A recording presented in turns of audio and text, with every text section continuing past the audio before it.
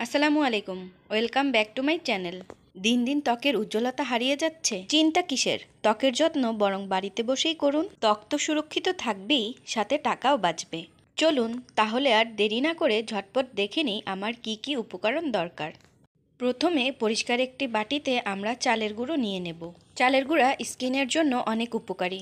ত্বক নরম ও কোমল করতে সাহায্য করে চালের গুঁড়ো। ত্বক পরিষ্কারের পাশাপাশি চালের গুঁড়া মুখের ব্ল্যাক হেডস, নাকের দুই পাশের মরাকোষ তুলতে সাহায্য করে।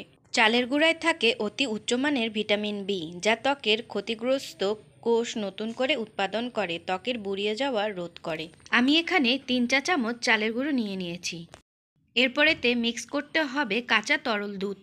কাঁচা দুধ ত্বকের হারিয়ে যাওয়া উজ্জ্বলতা ফিরিয়ে আনে, রোদে পোড়া দাগ দূর করে, ত্বকের কালচে ছাপ এবং ব্রণ দূর করতেও সাহায্য করে। কাঁচা দুধে থাকা ভিটামিন এ ত্বক হাইড্রেট রাখে ও ত্বককে ময়শ্চারাইজড রাখে। এতে থাকা আয়রন ত্বকের কোষকে ক্ষতি থেকে রক্ষা করে। এছাড়া ত্বকে সহজে বলিরেখা পড়তে দেয় না। এটি ত্বকের মৃত কোষ দূর করতেও সাহায্য করে। পেস্টটাকে ঘন করতে প্রয়োজন মতো তরল দুধ ব্যবহার করতে হবে। চালের গুঁড়োর সাথে এমন পরিমাণে দুধ মেশান যাতে একটা ঘন পেস্ট তৈরি হয়।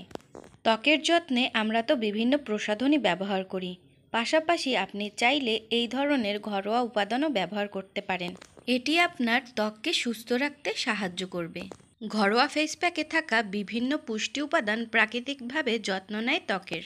আমি যে আজকে ফেস প্যাকটি তৈরি করছি, এটি সকল ধরনের ত্বকের জন্যই সুইটেবল। কিন্তু যাদের ত্বক সংবেদনশীল, কাঁচা দুধ ব্যবহার করবেন না তারা, কারণ এতে অ্যালার্জি বা লালচে ভাব হয়ে যেতে পারে। আমার এখানে 4 চা চামচ কাঁচা তরল দুধ লেগেছে, আপনাদের কম বেশিও লাগতে পারে। এই ফেস প্যাকটি সপ্তাহে 3 দিন লাগান গোসলের আগে।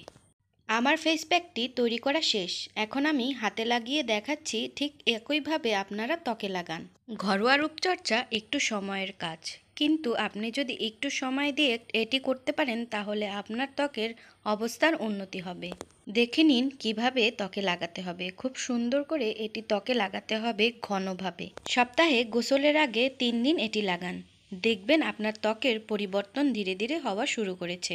এটি ত্বকে লাগানোর পর রাখতে হবে 15 থেকে 20 মিনিট। 15 থেকে 20 মিনিট পর আলতো হাতে মাসাজ করুন 2 থেকে 3 মিনিট, এর বেশি নয়, কারণ অতিরিক্ত মাসাজ করলে ত্বকের কোষ নষ্ট হয়ে যায়। মাসাজ করার পর ত্বকটি ভালোভাবে ধুয়ে নিতে হবে, তারপর নিজেই নিজের পার্থক্য বুঝতে পারবেন। অবশ্যই নিয়মিত ব্যবহার করতে হবে। আমার ভিডিওটি ভালো লাগলে অবশ্যই লাইক এবং শেয়ার করুন। আল্লাহ হাফেজ।